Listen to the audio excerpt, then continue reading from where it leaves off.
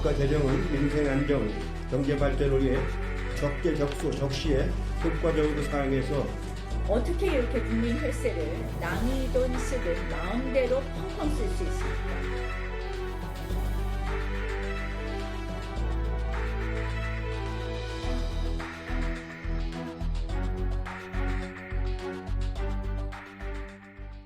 정말 어느 것 하나 쉽게 넘어가는 법이 없습니다. 바로 우리 정치권 이야기입니다. 이게 검찰개혁과 선거제 개혁에 이어서 이번에는 예산 전쟁이 치열하게 전개되고 있습니다. 그 안에 또 우리 지역민들의 삶은 얼마나 투영되고 있을까요? PK 정치토크 최형두 경남대 교수, 하기남 변호사 두 분 모셨고요. 이거 뭐 예산 이 전쟁을 둘러싼 대결이 마치 우리 창과 방패의 싸움 같습니다.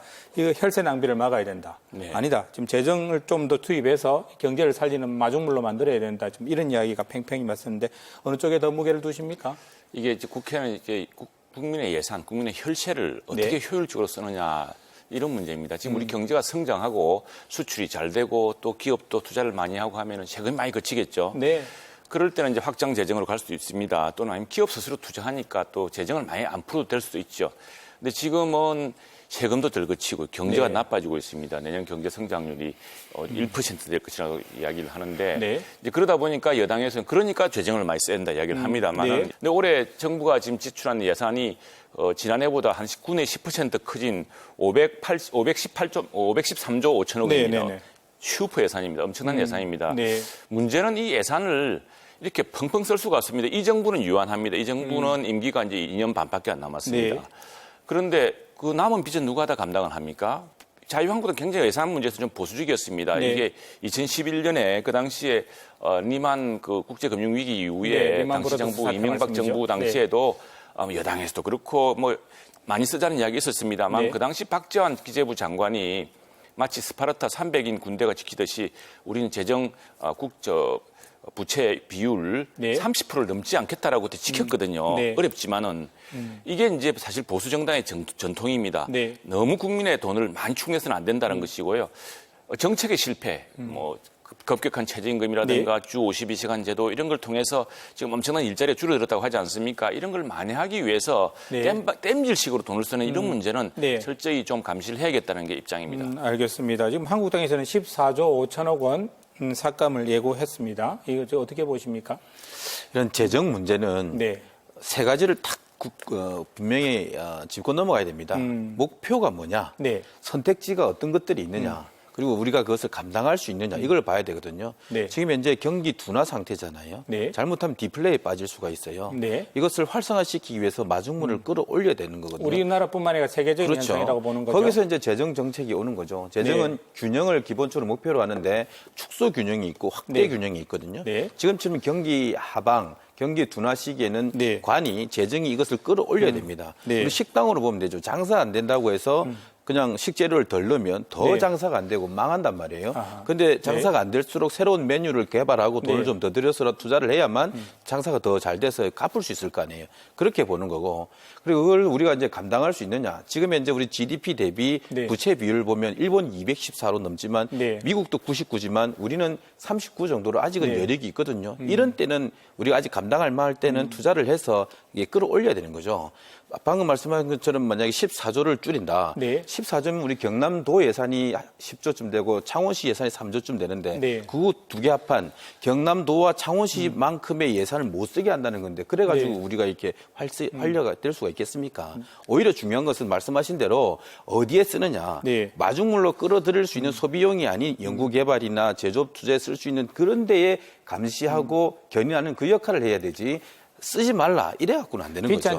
지금 최 교수님께서는 빚잔치 하는 것이고 실패한 정책을 눈가리하기 하기 위해서 하는 부분도 있다. 그런 내용은 아니고 어쨌든 마중물을 끌어올리는 거니까 이런 때는 적극적으로 재정 확대 정책이 필요합니다. 경제학자들도 그 필요성을 인정하고 있어요. 자, 어제 부산에서 그 한 아세안 정상회담을 앞두고 우리 현장 국무회의가 열렸습니다. 아세안 10개국에서 재배한 원두로 블렌딩한 특별한 의미의 아세안 커피가 사전 환담장에 마련됐고요. 이낙연 총리와 각 부처 장관, 오고돈 부산시장까지 주요 인사들이 총 출동했습니다. 부산은 아세안으로 향하는 바닷길과 항공길이 시작되는 곳입니다. 대륙과 해양을 잇는 부산에서 공동번영과 평화를 실현하기 위한 한국과 아세안의 지혜와 역량이 하나로 모이기를 기대합니다. 2년 반 중에 우리 대통령께서 우리 PK 지역에 방문한 게 총 15차례라고 그럽니다. 이거 PK만 각별하게 생긴다 뭐 이런 이야기도 있는데요. 어떻게 보셨어요? 뭐 꼭 그렇게 볼 건 아니죠. 청와대 발표에 의하면 네. 대통령 임기 2년 반 동안 총 349회 현장 방문을 했는데 네. 그러니까 2.6일에 한 번씩 현장을 방문한 거죠. 그래서 그중에 15번 PK면 네. PK만 챙긴다고 보기는 어렵고 다만 이제 PK 특히 부산 지역에 네. 중요한 이슈들이 많았잖아요. 예를 들면 이제 부마 항쟁 국가기념일 지정이라든지 네. 이번 한 아세안 정상회담 같은 굵직한 이슈가 있어서 이제 부산에 오는 것이 드러나는 것이고 네. 그렇지 먼저 대통령께서는 아무래도 어제 말씀 중에 보면 부산은 내 고향이다라고 네. 하는 말씀이 있는 거 보면 아무래도 팔은 좀 안으로 기울지 않겠습니까? 우리들도 그걸 기대하는 바가 네. 있고 그래서 좀 부산을 좀 더 챙기는 건 맞지만 꼭 부산만 챙기는 것은 아니다. 저는 그렇게 보고 있습니다. 태어나신 곳은 거제니까요. 그 아시안 정상회의를 부산에서 유치하고 경남, 부산, 울산이 있는 이 PK 지역에서 유치했다는 건 참 의미가 있다고 생각을 합니다. 좋은 네. 일이고. 그런데 이게 단순히 상징적 행사가 아니라 예컨대 이 중요한 손님들을 모셔놓고 네. 김정은 데려오려고 얼마나 애를 썼습니까? 그런 이야기가 있었죠. 네. 그런 문제에 자꾸 초점이 이루어지고 했는데 이게 김정은이 중요한 게 아니고요. 정말 이 귀한 손님들 잘 모셔가지고 네. 우리 정부가 지금 우리나라가 살 길이 남방 경제입니다. 우리 네. 정부도 알고 있어요. 아시안이 인구가 10억이고 굉장히 급성장하고 있습니다. 네. 우리 한국에 대한 인식도 좋고 그래서 이 아시안과의 경제를 강화하는 방안들. 근데 네. 좀 저는 이번에 좀 상징적인 조치들. 근데 창원이나 마산 이런 곳에 아시아 공과대학 왜 우리가 공업 지역이 여기 있지 네. 않습니까? MIT에 버금가는 아시아 공과대학을 네. 아시안 국가와 공동으로 설립해서 우리의 창원의 기계기술 또 마산의 네. 로봇기술 뭐 이런 것들을 다 또 해양기술 합쳐서 이런 것들을 아시안 국가들이 공유하도록 하겠다든가 그렇게 해서 우리 지역에 또 새로운 어떤 네. 훈풍도 불러일으키고 하는 이런 좀 경제 동남풍, 동남아의 힘을 네. 끌어와서 또 우리가 동남아에 또 수출도 하고 해서 함께 새로운 그 중국이가 특별히 네. 우리를 자꾸 경계하고 힘들지 않습니까? 일본과는 지금 마찰이 많고 힘든데 이 새로운 돌파구를 동남아에서 찾을 수 있도록 그런 정책들을 좀 많이 내놨으면 아세안 좋겠습니다. 정상회담이 단순한 어떤 정치권에서 이벤트가 아니라 실제적으로 지역 경제에도 도움이 되는 맞습니다. 구체적인 성과물들 좀 만들어냈으면 좋겠다라는 말씀이시고, 뭐 당연히 저희들도 동의하는 바가 아니겠습니까? 그렇지만 뭐 이렇게 지역 사정은 그렇게 녹록한 것 같지는 않습니다. 어제 발표된 전국 시도지사 지지율 잠시 한번 보겠습니다. 광역시 가운데서는 부산이 꼴찌고 광역도 가운데서는 경남이 꼴찌인 상황으로 나타났습니다. 이거 참 이게 내년 총선에도 영향이 있겠지요. 예. 어떻게 보십니까? 전 저거 보면서 네. 기대가 크면 실망도 크다. 네. 대통령의 그 주 근거지였던 정치적 네. 고향이었던 여기에서 기대가 되게 크고 밀었는데 네. 지금 전국적인 경제 상황이 좋지를 않으니까 네. 그 실망이 이 도지사 시장에게 투영되는 것 같거든요. 실제로 이분들이 역할은 굉장히 많이 했어요.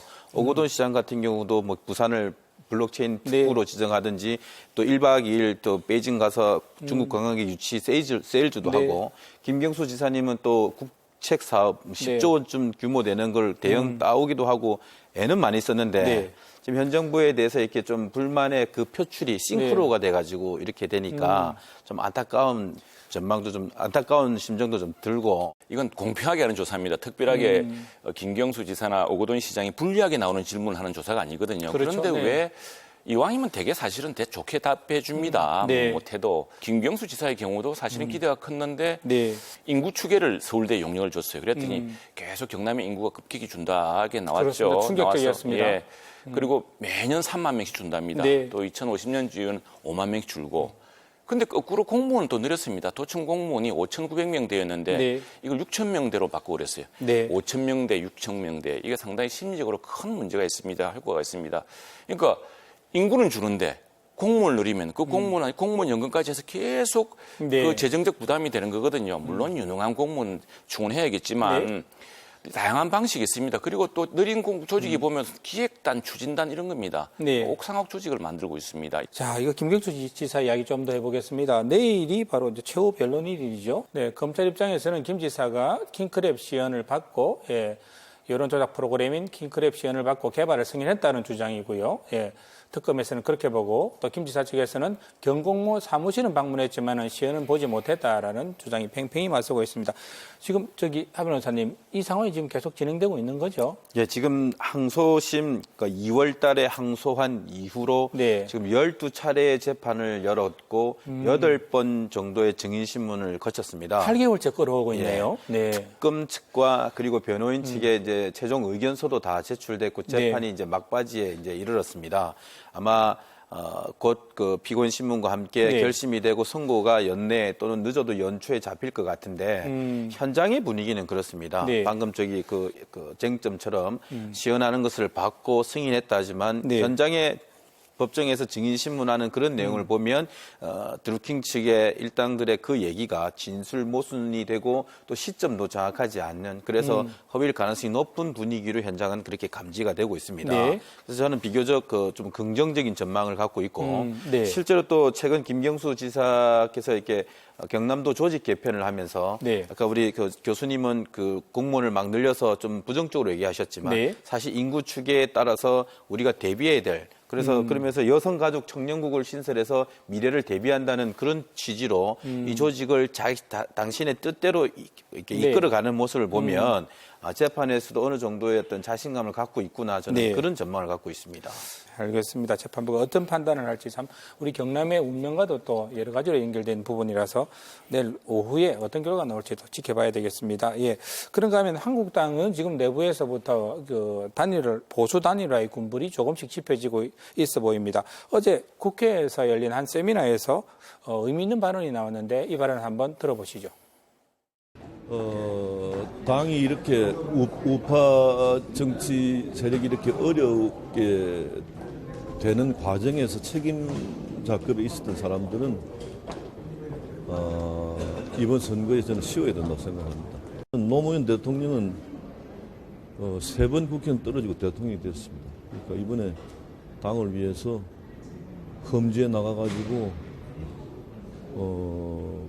분사하는 그런 사람은 또 당시 또 높은 평가를 받고 절대 불리한 그런 입장이 아니라고 저는 생각합니다.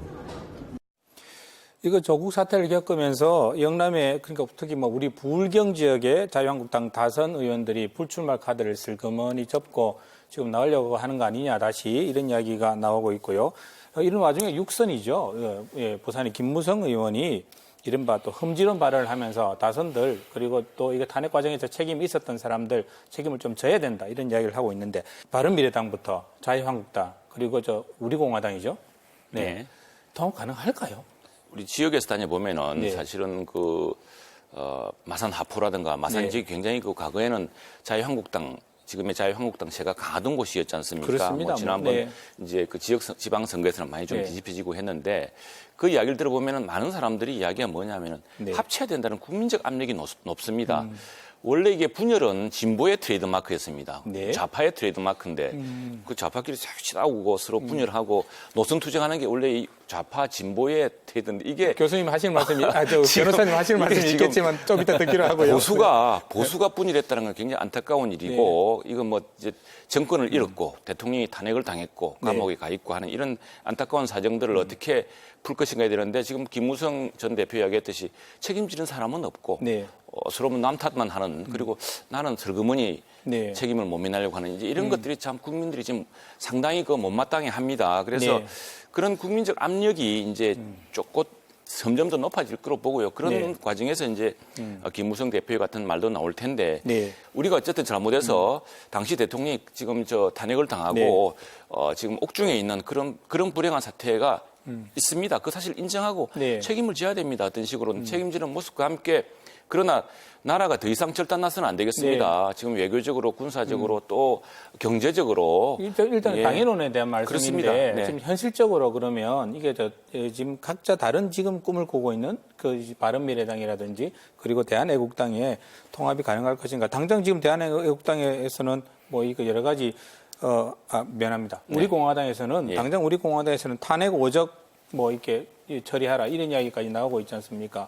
그래서 이거 다 껴안을 수 있을까요? 탄핵 오적하면 벌써 지금 김무성 의원, 홍준표 전 지사까지 다 포함되는데 그죠? 그런 부분에 대해서 아마 당사자들의 결단도 있을 거라 보고요. 네. 또 책임을 어떻게 질 것이냐, 책임을 어떻게 질 것이냐. 그 지금 우리가 모두 분열돼서 그리고 손을 놓아서 네. 다시 한번 우파들 또 자유한국당이 다수당이 되고 정권을 되찾는 것이야말로 네. 정말 그 책임을 지는 최종적인 책임을 지는 것이 될 거거든요. 네. 자, 지난해 4월 창원 성산 보궐선거 결과 한번 정의당 여영국 의원이 지금 당선이 됐습니다. 자유한국당 강기훈 후보보다도 불과 504표 차이였습니다. 그래서 대한애국당에서 출마를 안 했으면 자유한국당 강기훈 의원이 당선됐던 거 아니냐라는 이야기까지 나오고 있습니다. 이 부분 보면 보수 단일화가 얼마나 중요한가, 혹은 또 진보 단일화가 얼마나 중요한가에 대한 반증이 되기도 하겠습니다. 진보 쪽에서도 같은 고민을 하시겠습니다. 이제 정당을 하는 그리고 정치인으로 나서고자 하는 인물 네. 각각의 입장은 제일 중요한 것은 생존 또는 다른 말로 승리라고 하는 거거든요. 네. 내가 이기면 좋겠지만 혹시 내가 안 되더라도 저쪽이 되는 걸 막아야 된다는 강한 네. 어떤 구심점이 있으면 연대와 네. 통합을 하게 될 텐데 문제는 이게 가치냐 네. 아니면 나의 승리냐 이기기 위한 승리냐 이 차이인데 네. 가치대로 한다면 통합되기는 어려울 겁니다. 친박 그러니까 박근혜 대통령을 놓고 네. 탄핵이 잘 됐냐 못 됐냐에 대한 아직도 책임론을 얘기하고 있는 속에서 가치 위주로 한다면은 합쳐지기가 네. 어려울 것이고 그러나 승리를 해야 된다는 절박함이 더 크게 된다면은 작은 차이는 묻어두고 하게 되겠지만 그 이면에는 보면 결국 내가 내를 버릴 수 있느냐라는 네. 그런 정치인 본인의 진정성이 있어야 됩니다. 아까 김무성 대표께서 노무현 대통령 얘기를 하셨지 않습니까? 노무현 대통령은 그 시대의 가치, 네. 그러니까 이제 지역주의 극복이라는 그 시대의 가치를 위해 헌신했고 국민들이 호응해 준 거거든요. 근데 또 반대로 정세균 대표나 김부겸 의원 같은 경우는 그 당시 야당이었습니다. 네. 그 편안한 곳에서 험지로 가서 출마해서 당선되는 이런 케이스를 지금 한국당에서 낼 수 있느냐. 또 그냥 자기 생존을 위해서 그냥 황우여 대표처럼 이렇게 네. 갔다가 괜히 잊혀져 버리는 거 아니냐 이런 겁남이 있거든요. 설령 그렇다 하더라도 이 판에서 우리가 이기기 위해서는 나를 버릴 수 있다는 네. 그런 전제가 들었으면 가능할 텐데 저로서는 아직까지 지금 승리를 얘기하지만 시대 정신과 결합된다거나 네. 자기 희생의 어떤 모습을 보이고 있지는 않아서 과연 지금의 말만 무성할 뿐 누군가가 총대를 메고 선행 실천하는 분이 있을까? 어떻게 보십니까? 지금 자유한국당이 바른미래당과 우리공화당을 다 끌어안을 수 있을 거라고 보십니까? 아니면 어렵다고 보십니까? 저는 개인적으로 네. 우리 황교안 대표께서 본인이 좋다, 내가 아닐 수도 있다. 그래서 내가 비올 테니 한번 하자라는 전제가 들어서지 않는 이상은 내가 당신들 들러리를 왜 서느냐라는 그래서 저는 회의적으로 좀 보고 있습니다. 현실적으로 어려울 것이다. 예. 그래서 유승민 바른미래당이 전 대표가 이야기를 했었죠. 보수 통합의 3대 조건, 탄핵의 강을 건너자, 계획 보수로 나가자, 낡은 집을 허물고 새 집을 짓자. 이 제안에 대해서 지금 황교안 대표는 특별히 이야기가 없는 상황이고요. 박근혜 전 대통령이 입장을 내면 무엇이든 따르겠다라고 좀 조원진 우리 공화당 대표가 이야기했습니다. 글쎄 이게 지금 사실 박근혜 전 대통령의 육성이라든가 박근혜 전 뜻을 직접 들은 사람이 아무도 없습니다. 그래서 사실은 현직 대통령을 이렇게 오랫동안 전직 대통령을 옥중에 두는 것도 전례 없는 이유고 더구나 사실은 또 고령입니다. 따지고 보면은. 그래서 이 정치 보복이 아니라면은 빨리 어떤 정치적인 복권을 해주든지 이렇게 하는 게 옳다고 생각하는데 그건 지금 현직 대통령, 현 정부가 그걸 쥐고 있는 셈이라고 하겠습니다. 자, 마지막으로 2주의 키워드로 말씀 좀 정리를 했으면 좋겠습니다. 최영두 교수님, 어떤 주제 고민해 오셨습니까? 네, 저는 정치도, 경제도, 불어라 동남풍. 이 제갈공명이 적벽대전을 앞두고 동남풍을 이용해서 이제 큰 성기를 이루지 않았습니까? 동남풍은 이제 사실 배를 멀리 띄우기 위해서도 필요한 것이었고 또 우리 역대 우리 한국 정치사에도 보면은 동남풍을 일으킨 정당이 대권도 차지하고 또 다수당이 되었습니다. 지금 특별히 동남권 경제지역 경제가 어렵지 않습니까? 마침 아시안 정상회담도 열리고 이번에 우리 아시안과의 경제적 협력을 더 강화하고 그걸 새로운 경제적 동력으로 삼고 또 좀 규제도 풀고 좀 대한민국 한번 다시 동남풍을 풀 수 있도록 했으면 좋겠습니다. 예, 저는 마지막 보릿고개라고 이렇게 적었습니다. 이 보릿고개란 단어는 우리 오래되신 분들에게는 참 못 먹고 헐벗고 굶주린 때를 이제 기억하게 되는 일인데 그렇습니다. 이 김경수 지사가 그 예산안 지정 연설에서 이제 네. 한 말이거든요. 내년도가 우리가 네. 이제 예산안을 편성하면서 마지막 보릿고개다. 그리고 경제 회복과 또 경제 고용 활성화를 위해서 최선을 다하고 있다 한 말이거든요. 저는 그 바람대로 지금 어려운 이 경제 현실이 대내외적으로 여러 가지 어려운 환경 속에서 정말 내년이 마지막 보릿고개가 돼서 그 뒤에는 우리 모두가 쌀밥을 편안하게 먹고 살 수 네. 있는 그런 경제 활성화의 큰 계기가 되기를 바라는 마음에서 네. 마지막 보릿고개다. 힘내자. 그런 말씀 드리고 싶습니다. 알겠습니다. 예, 또 두 분 다 이게 경제와 또 관련되는 또 주제를 말씀해 주셨습니다. 예, 오늘 말씀 고맙습니다.